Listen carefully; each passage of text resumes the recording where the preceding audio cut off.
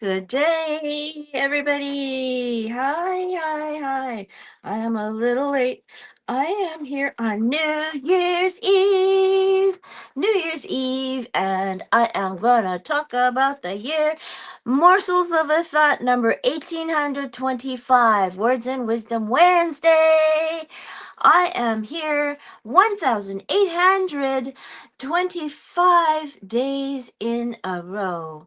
Those consecutive days, I have brought you morsels of a thought. Hopefully, that it was wisdom. Hopefully, that we learned the right things to do, because knowing the right things to do is a form of wisdom, and doing it is actually virtue. We're bringing more virtue into the world, little at a time. And I read books to you to bring you virtue, to bring you wisdom. I have read you The R Factor by Ken Ashby and Maris Siegel. I have read to you Listen, Learn, Love by Susie Albert Miller. I have read to you Cracking the Parenting Codes by Kohila Sivas. I have read to you all these books I'm going to show you now. Oh, not my refrigerator. um, Kohila Sivas, The Parenting Codes, as you recall. Cracking the Parenting Codes, Growing Happy Children the Right Way. Kohila Sivas gave us a lot of education about how our education system can add qualities that will help children grow. The R Factor, Evolving Our Human Relationship Story by Ken Ashby and Maris Siegel. We were reading it and we read it. Sorry. Listen, Learn, Love. We have that. How to dramatically improve your relationships in 30 days or less. Where's the other one that was right around that time? Yes, Be Heard by Millions and Live Your Destiny, a creative age leader's guide to speak, sell, serve, and succeed by Angel B. Hartwell. We have read, where's that one? That one's not here. Prosper Me, the 35 Universal Laws to Make Money Work for You, the international best-selling Me series by Victoria Rader. Victoria Rader is a doll. She is a wonderful person. And Marcus Aurelius, Meditations. Can you believe it? We went through the entire thing of Marcus Aurelius's. We went through the entire thing of every of these. And the rules for online dating, we have read Capturing the Heart of Mr. Right in Cyberspace by Ellen Fine and Sherry Schneider. Now, this whole series began with Ellen Fine and Sherry Schneider in the rules, time tested secrets for capturing the heart of Mr. Right, as well as from Mr. The Rules Too, More Rules to Live and Love by Ellen Fine and Sherry Schneider, the sequel to the number one New York Times best-selling phenomenon, and these two were concatenated into a book with all the rules, time-tested secrets for capturing the heart of Mr. Right. And Dr. Duck Vong challenged me to do 30 days in a row. I did. Now I'm at 1825. Dao De Jing by Lao Tzu, an illustrated journey translated by Stephen Mitchell. And we have seen every painting in here. These have been beautiful paintings that we've seen. Some of these are interestingly long, and you can imagine them across the top of a entire room, and that's how they would do it. And ooh, look at this fish, fish. Oh, beautiful.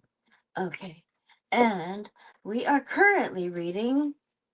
Oh, we have also read The Lunar Legacy by Greg S. Reed and Ben Haldeman. We have read a novel by Henry Morales, a Highwayman edition, The Dirt Merchants. Remember?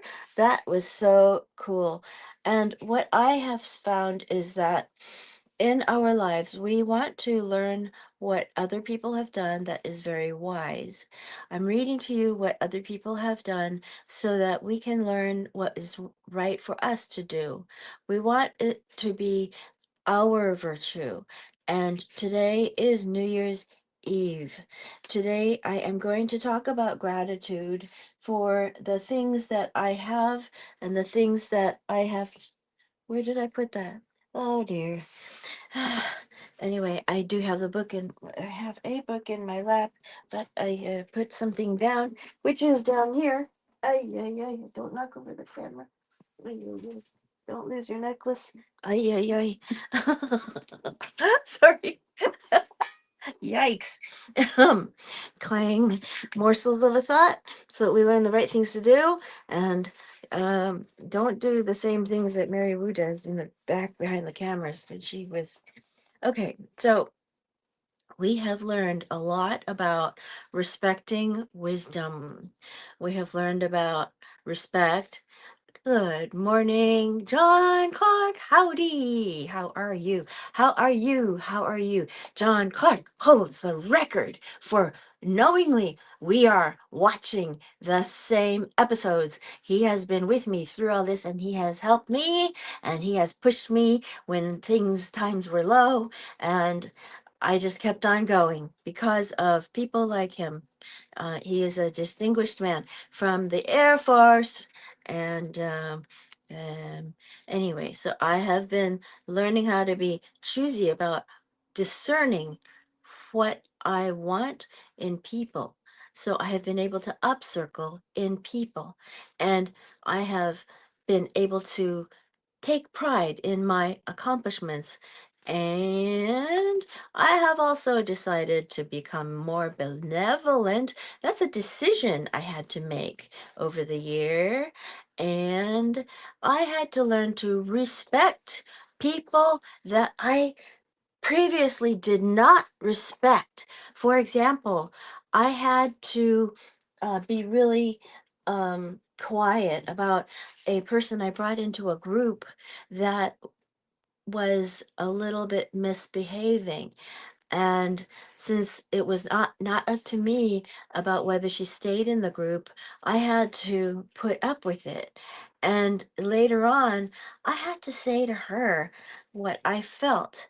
But I realized that it would fall on deaf ears if I didn't say it with due respect.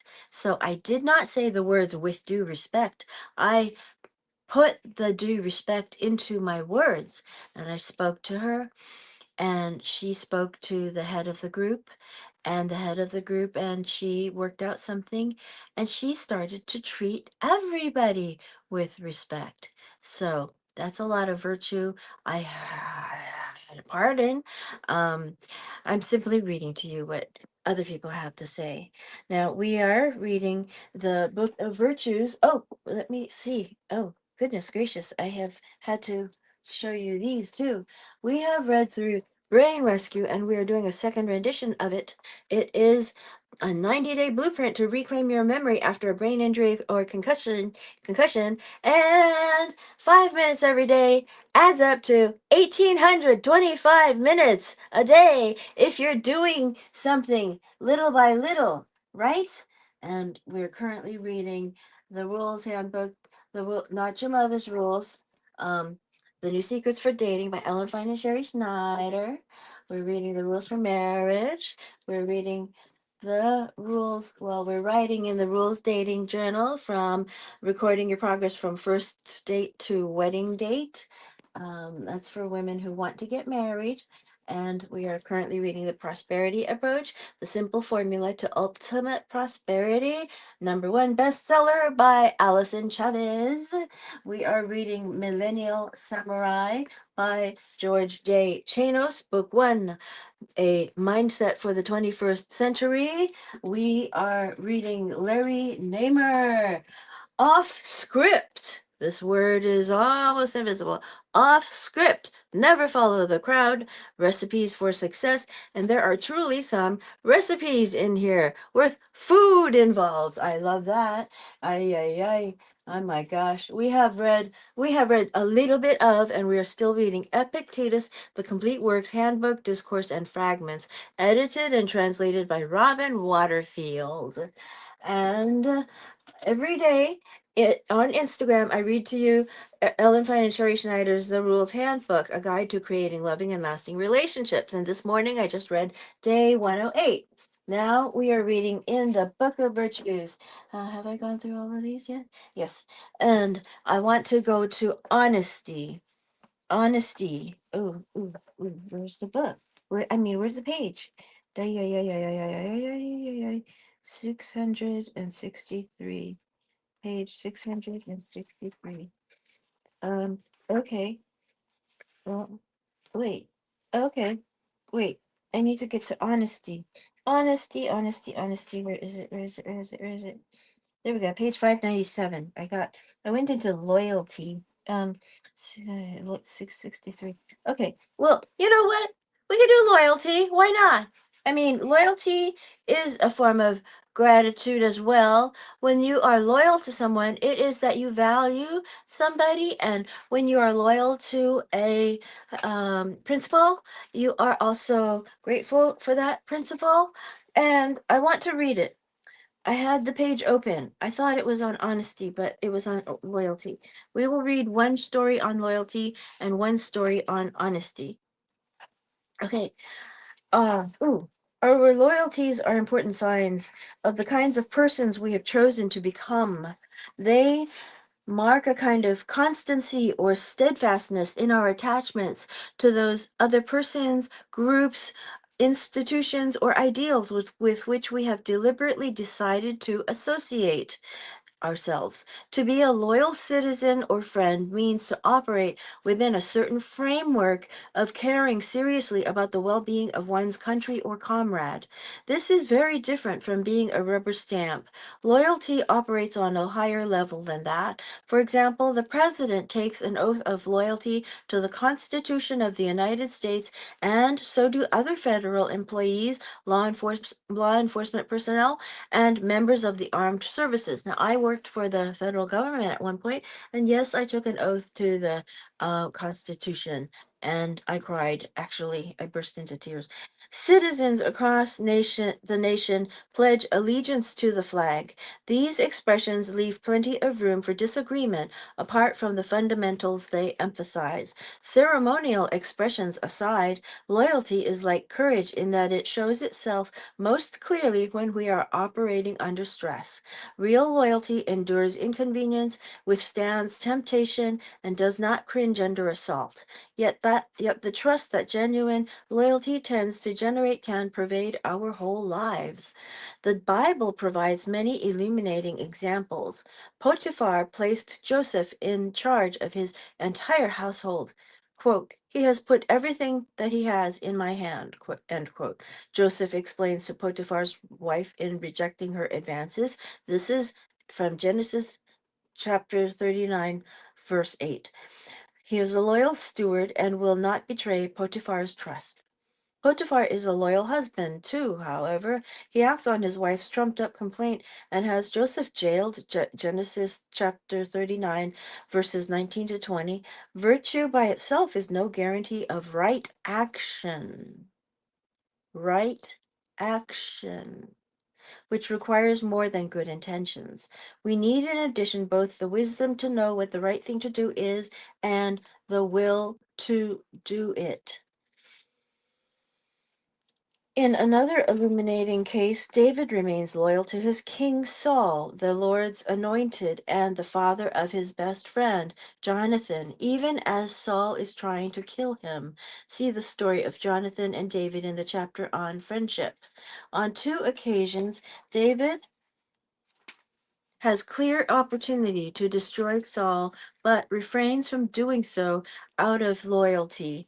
This is Book 1 of Samuel, chapters 24 and 26. And after Saul and Jonathan die in battle, David's famous lament, "How the mighty have fallen," is equally for both in book 2 of Samuel, the second book of Samuel, chapter 1, verses 17 to 27. We don't have to like those to whom we are loyal, and they don't have to like us. Loyalty is thus quite different from friendship, although the two often go hand in hand. The loyalties associated with our family connections, friendships, religious or political affiliations, professional lives, and so on can all change as these associations themselves develop. Okay, I'm going to go over to honesty. That was on page 557. It says, right? Am I right? 55555. Darn it. I'm so sorry I didn't put a bookmark in here. Okay, I'm going to read a story on honesty. Matilda, who told lies and was burned to death. Hilaire Belloc. To which we learn the fate of a little girl who apparently never took to heart the story of the boy who cried wolf. This tale takes place in England, the home of its author, Hilaire Belloc. One L in Hilaire, two L's in Belloc, a C at the end, 1870 to 1953. Matilda, with no H, told such dreadful lies, capital D, capital L, it made one gasp and stretch one's eyes. Her aunt, from her earliest youth, had kept a strict regard for truth. Attempted to believe Matilda. The effort very nearly killed her, and would have done so had not she discovered this infirmity. For once toward the close of day, Matilda, growing tired of play, and finding she was left alone, went tiptoe to the telephone, and summoned the immediate aid of London's noble fire brigade. Within an hour the gallant band were pouring in on every hand, from Putney, Hackney Downs, and Bow, with courage high and hearts aglow, they galloped roaring through the town. Matilda's house is burning down. Inspired by British cheers and loud, proceeding from the frenzied crowd, they ran their ladders through a score of windows on the ballroom floor, and took peculiar pains to souse, souse, the pictures up and down the house until Matilda's aunt succeeded in showing them they were not needed.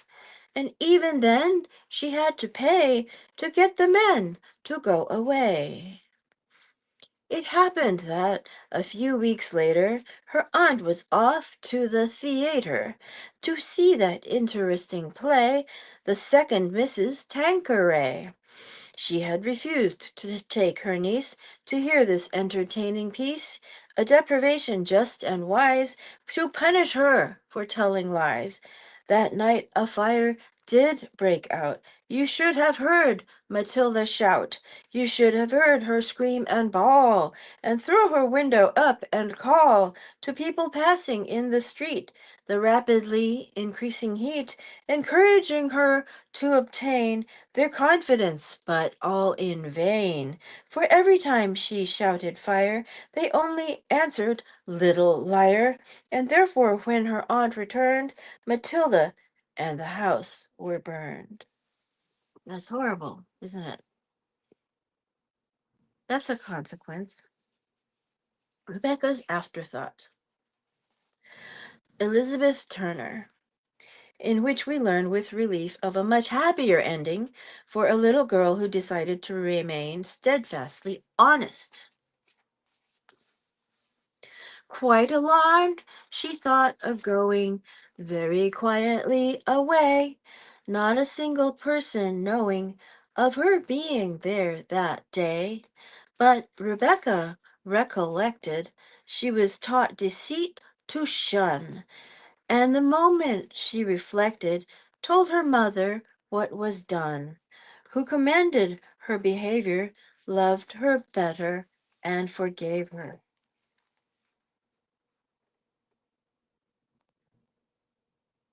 I think I skipped something.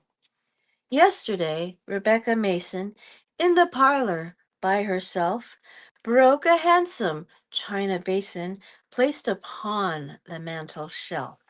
Quite alarmed, she thought of going very quietly away, not a single person knowing of her being there that day. But Rebecca recollected she was taught deceit to shun, and the moment she reflected told her mother what was done, who commended her behavior, loved her better, and forgave her. My blouse told. I was wondering why. Okay, so I want to tell you my story about how I came to understand that virtue is completely the right way to go. I want to entertain you, but I also want to impart some wisdom. And the reason that I know it is actually a very physical one. I was in an operation where the medicine didn't take, and I was in pain for 70 days, and all my brain was put into a huge effort when I was awake. So I had to think words like could was okay, couldn't was not okay. It hurt my brain. It would be a big spasm, an epileptic charge, seizure. It would be boom. My entire body would would contract really tightly and hurt, and then it would stop. That moment, it would be every word.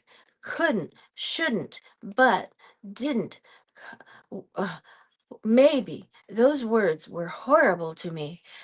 Wouldn't, but. Every time you think the word, when I was thinking the word, so I therefore knew that our brains do indeed use electrical currents or some kind of power current through our brains to convey information back and forth to itself, to the parts to each other. And I knew physically that the words would hurt if I didn't use the right ones. And if I said, oh, I'm gonna sneak, sneak, sneak, that would, or if I were to say steal, or if I would say lie, or if I said cheat. So I know that the pain is actually physical. You don't feel it at all because you have a lot of power in reserve. And you have so much power that you may not feel it for years and decades of your life. But it actually takes a toll on your lifespan. So that's why I want to bring wisdom to people. Knowing the right thing to do is always the good thing to do. I think that this may have to be a sort of a weak inspiration for you because you'll have to take my word for it. But I will say, but there I go. I will say that I have experienced so many for 70 days. The medicine they finally gave me has now been outlawed for whatever reason. So I want to say that this will be 2025 to 2026. Tomorrow, when I see you, it will be next year. I hope that we have all learned to improve ourselves over this last year. Last year, at this time, I was doing much the same thing I'm doing now, but I had not yet accumulated all this wisdom here. And knowledge, in my words, is like bits of sand. Information is like a grain of sand. Sculpted glass is wisdom. Knowing the right things to do is sculpted glass, is wisdom, and doing it is virtue. I hope that you all come to decide to take on virtue. Now, I'm not religious, don't forget that, but do it. Okay? Old Kinderhook.